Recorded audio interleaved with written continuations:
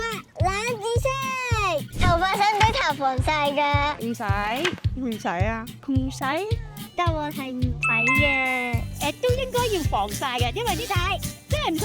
頭髮本身就係用嚟保護頭皮，以免頭皮俾太陽直接曬傷。理論上頭髮係唔需要做防曬，但係如果頭髮俾太陽長時間照射到，水分就會嚴重散失，咁樣啲頭髮就會好乾旱噶啦。頭髮成重係幾多啊？頭髮真係好幼嘅啫噃，不過有韌度嘅，我覺得都30 gram 得唔得咧？係幾多啊？請問100克相等於2隻雞蛋咁。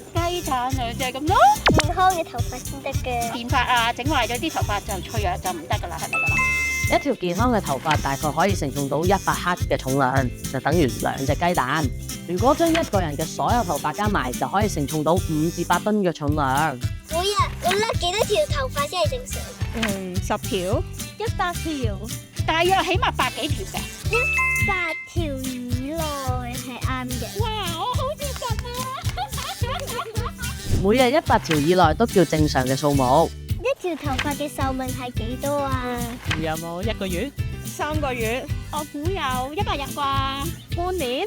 係2至6年。哇，咁耐㗎！頭髮嘅壽命有幾長？大概就係2至6年。我有長知識，我而家學識嘢，多謝你。